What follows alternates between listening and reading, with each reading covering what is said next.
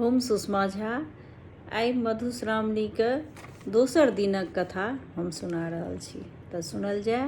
धन्यवाद। दोसर दिन बिहुला ओ मनसाक कथा होइत अछि।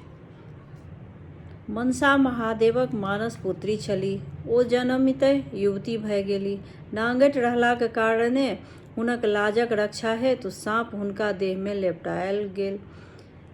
एहि सबसँ गौरी अप्रसन्न भए गेली। तेँ हेतु मनसाकेँ कैलाश त्यागी अन्यत्र जाय पड़लनि। महादेवक कृपासँ ओ मर्त्य भुवनमे चलि गेलीह। हुनका इच्छा छल जे लोक हुनक पूजा करय। ओहि समयमे मर्त्यलोकमे चंद्रधर चंदू नामक एक पैघ सौदागर रहय। पैघक देखाउँस आनो लोक करैत अछि, तेँ मनसाक मोनमे भेल जे पहिने चंदूए हुनक पूजा करय तऽ आनो हुनक पूजा करय लागत। चंदू महादेवक परम भक्त छल।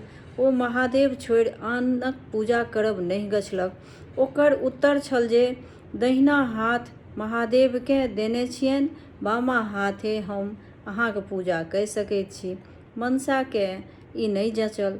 ओ तमसा गेलीह। चंदूक 6 गोट बेटाकेँ ओ साँप डसबाके मारि देलनि। चंदूके बुढ़ारीमे पुनः एक बेटा भेल। हुनक टिप्पणी देखि ज्योतिषी कहलक जे इहो बेसी दिन नहि जीताह। हिनका विवाहक दिन कोबरहिमे साँप डसि लेत। चंदू अत्यंत दुखी भेलाह, किंतु साध्य कोन। ओहि बेटाक नाम लक्ष्मीधर बाला लखनदर पड़ल। लक्ष्मीधरकेँ 6 मास भेला पर चंदू अपन पत्नीक जिद पर बेटाक विवाह एहन कन्यासँ करय बाले प्रस्तुत भए गेलाह, जकर टिप्पणी चिर सोहागिन योग छलैक।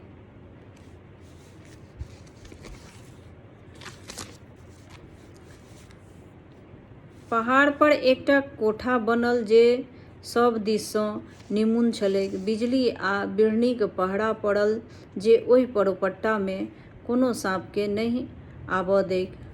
ओहि कोठामे लखनदर विवाह 12 वर्षक परम सुन्दर आ सुलक्षण कन्या बिहुलासँ भेल। जखन ओ कन्याक संग कोहबर करैत रहथि, तखने कोनो बाटे एकटा साँप आबि हुनका डसि लेलक। लखनदर तत्काले मरि गेलाह। लोक सब हुनका संस्कार लेल गंगा कात लए गेल। बिहुला परम सती छलीह। ओहो स्वामीक संग श्मशान घाट चल गेलीह। लोक सबकेँ ओ मुर्दा गाड़य नहि देलनि। ओ सबके कहलथिन जे हमरा जेना होइत तेना हम हिनका जियाएब। बिहुला केराक थंभ केर एक नाव बना ओहिमे सबक संग अपनो बैसि गेलीह आ गंगामे नावकेँ भसिया देलनि। लोक सब बहुत मना केलक, लेकिन जिद्द देखि अंतमे लोक हुनका अपन भाग्य पर छोड़ि देलक। ओ बिना अन्न जलक गंगामे मुर्दा संग कईएक दिन तक भसियाइत रहलीह। सबक मांस गलि खसय लागल। केराक थंभ सड़ि कऽ टूटय लागल। भसियाइत भसियाइत ओ बेर प्रयाग पहुँचल। बिहुला ओतय त्रिवेणी घाट पर एक धोबीनकेँ कपड़ा खींचैत देखलनि। ओकरा संग एक चिल्का छलैक। ओ चिल्का ओकरा दिक्कत करैत छलैक, बीच बीचमे नुआ खींच लैत छलैक। अंतमे धोबीन ओकरा जानसँ मारि खींचल साड़ी तरमे झाँपि देलक। फेर जखन कपड़ा खींचल भए गेलैक, तखन चिल्काकेँ जियाए देलक आ ओकरा काख तरलऽ माथ पर नुआक मोटा उठाए घर विदा भेल। बिहुलाकेँ भेलनि जे एहि धोबीनसँ हुनका काज भए सकैत छनि। ओ ओहि दिन ओतय रुकि गेलीह। दोसर दिन जखन धोबीन फेर घाट पर आयल, तखन बिहुला अपन सब हाल ओकरा कहलथिन आ ओकरासँ अपन स्वामीकेँ पुनः जीवित करबामे मदद मंगलथिन। बिहुलाक सुंदरता, धैर्य आ साहस देखि धोबीनकेँ दया आबि गेल। धोबीन बिहुलाके संग लए इंद्रक दरबार पहुँचल। ओतय आनो देवता सब छलाह। बिहुला सब देवताकेँ अपन दरबार वृत्तांत सुनौलनि आ अपन स्वामीक प्राणदानक भीख मांगल। देवतागण बिहुलाक व्यवहार देखि प्रसन्न भए गेलाह आ हुनका दया आबि गेल। ओ सब विषहरा मनसाकेँ बजौलनि आ चंदू सौदागरक अपराधकेँ क्षमा कऽ देब कहलथिन। बिहुलो विषहराक पैर पकड़ि विनती केलक आ आँचरि पसारि कबुला कयलक जे यदि पति सहित हुनका 6 भैंसुर जीव उठता तऽ ओ अपन ससुरकेँ मना कऽ पूर्ण समारोहसँ विषहराक पूजा करती तथा मर्त्य भुवनमे हुनक प्रचार करती। विषहरि माता प्रसन्न भऽ सबके जीव जेबाक वरदान दय गेल। इंद्र महाराज लक्ष्मीधर सहित 7 भाइके यमपुरीसँ बाहर करबाक आज्ञा देलनि। 7 भाइके नव शरीर दय बिहुलाक संग लगा देल गेल। चंदू सौदागरक बेटाक शोकसँ मरणासन भऽ गेल छलाह। देखनिहारक अभावमे धनो बीत बोहा गेलनि। अकस्मात 7 बेटाक संग पुतोहके आयल देखि आनन्द विभोर भऽ गेलाह। हुलसिके 7 बेटा आ पुतोहके गौर लगाओल। बिहुलासँ सब हाल बुझि हुनका आशीर्वादसँ ओतप्रोत कऽ देलनि। खूब धूमधामसँ विषहराक पूजा कयलनि। सबके हकार आ निमंत्रण देल। विषहराक महिमाक गुणगान हुनक पूजाक प्रचार कयल गेल। अनेको स्थान पर हुनक मंदिर बनाओल गेल। ओहि दिनसँ मर्त्य भुवनमे विषहराक पूजा होमय लागल। गाम गाममे हुनक गह्वर बनल आ लोक सब ढोल बजाय भीख मांगि विषहराक गीत गाबि पूजा करब प्रारंभ केलक। विषहराक कथा। कद्रू नामक स्त्रीसँ कश्यप मुनिके 1000 साँप संतान भेल आ ओ संपूर्ण संसारमे पसरि गेल। ओ सब बड़ उत्पाती छल। लोक सबके डसऽ लागल। लोक अंधुन मरय लागल। ई देखि ब्रह्मा चिंतित भेलाह जे यदि साँप एना करत तऽ हमर सृष्टिए समाप्त भऽ जायत। ब्रह्मा कश्यप मुनिके एकरासँ त्राणक उपाय करय कहलथिन। कश्यप मुनि साँपक विष झाड़बाक मंत्र बनाओल। ओ तपस्या कऽ मनसँ विषहराक सृष्टि कयल। तेँ ओ मनसा देवी कहाओल। किछु पैघ भेला पर ओ महादेव लग कैलाश चलि गेलीह। ओतय बहुत तपस्या केला पर महादेव प्रसन्न भऽ हुनका ज्ञान आ मंत्र देलनि आ पुष्कर क्षेत्र जाकऽ तपस्या करबाक सुझाव देलनि।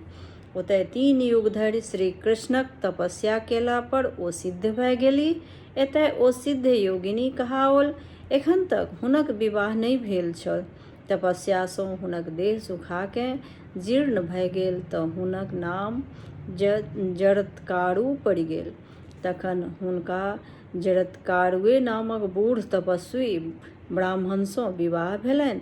ताहिसँ हुनका आस्तिक नामक पुत्र भेलनि। राजा जनमेजयक प्रसिद्ध सर्प यज्ञमे अनेक सर्प मरल, किंतु सब साँपके आस्तिक मुनि अपन प्रभावसँ बचा लेलनि। आषाढ़क संक्रांतिसँ नागपंचमी धरि विषहराक पूजा पसीजक डारि पर होइत अछि। विषहराक पूजा केलासँ लोकके धन धान्यक वृद्धि होइत छैक आ साँपक डर नहि रहैत छैक। 12 नामसँ विषहरि विख्यात छथि। जगतगौरी, मनसा, जरत्कारु, वैष्णवी, सिद्धयोगिनी, नागेश्वरी, शैवी, जरत्कारु प्रिया, नागभगिनी, आस्तिक माता, विषहरा आ महाज्ञानयुता। ई 12 नाम लैत रहलासँ लोकके अपना एवं ओकर संतानके सर्पदंशक भय नहि रहि जाइत छैक। ई 12 नाम पढ़लासँ साँप भागि जाइत अछि। मंगला गौरीक कथा। श्रुतिकीर्ति नामक एक राजा छलाह। हुनका बेटा नहि छल। ओ एहि लेल चिंतित रहैत छलाह। अंतमे भगवतीक आराधना केनाइ शुरू केलनि। भगवती प्रसन्न भऽ हुनका वरदान मांगय कहलनि। राजा नतमस्तक भऽ कहलनि, हे माता, अहाँक दयासँ हमरा कोनो चीजक कमी नहि अछि। मात्र एक पुत्र छोड़ि यदि अहाँ हमरासँ प्रसन्न छी तऽ हमरा एकटा बेटा दिअ। भगवती बजली, हे सेवक, तोरासँ हम अत्यंत प्रसन्न छी, किंतु तोरा भाग्यमे बेटा लिखल नहि छल। तथापि हम तोरा बेटा देबह। यदि सर्वगुणी बेटा लेबह तऽ ओ 16 वर्ष जीतऽ आ यदि चिरंजीवी बेटा लेबह तऽ महामूर्ख होयतऽ। आब कह, केहन बेटा लेबह? भगवतीक बात राजा ने सोचमे धऽ देलक। ओ रानी सँ विचार कयलाक उपरांत सर्वगुणी बेटाक वरदान मंगलनि। भगवती हुनका आदेश देल, हमर मंदिरक दुआरि पर जे आमक गाछ छै ताहिमे सँ एकटा आम तोड़ि के अपन पत्नी के खुआ दहक, लगले ओकरा गर्भ रहि जेतैक। राजा खुशी खुशी रानी के भगवती के आदेशानुसार खुओलनि। रानी के गर्भ रहल। समय पर हुनक कोख सँ सुंदर बालकक जन्म भेल। ओकर नाम राजा चिरायु राखल। समय बीतऽ लागल। भगवती के कथानुसार राजा कुमार पढ़ि लिख सर्वगुण संपन्न भए गेल। माय बाप अर्जन परिजन सब के अपन व्यवहार सँ प्रसन्न राखय लागल। देखतहि देखतहि राजकुमार के 16 वर्ष आबि गेल। राजा के चिंता बढ़ि गेल। बेटा के मृत्यु अपन सोझा में कोना देखता। राजा राजकुमार के अपन सार के सुपुर्द कय देल आ कहल जे अहाँ हिनका काशी लऽ जाउ।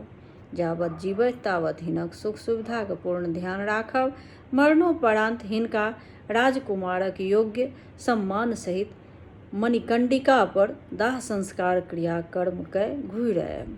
माम भागिन काशी के रास्ता में जाइत जाइत आनंद नगर पहुँचलाह। ओतय वीरसेन नामक राजा राज करैत छलाह।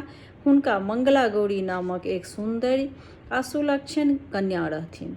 हुनकर विवाह आइए राति होयबा लेल छलनि। राजकुमारी फुलबाड़ी में सखी सभक संग गौरी पूजा हेतु फूल लोढ़ैत छलीह।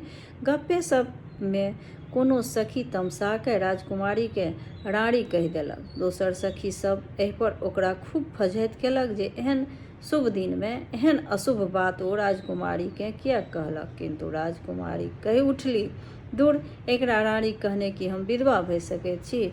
हमरा कुल में तऽ आइ धरि केओ रानी नहि भेल अछि। हमरा ओतय सँ सब केओ गौरी के तेना के गोहरौने रहैत छी जे विधवा होयब असंभव। वरन हमरा हाथक अक्षत जाहि बरक माथ पर पड़ि जेतैक तऽ ओ यदि अल्पायुओ रहत तऽ गौरीक कृपा सँ चिरायु भऽ जायत।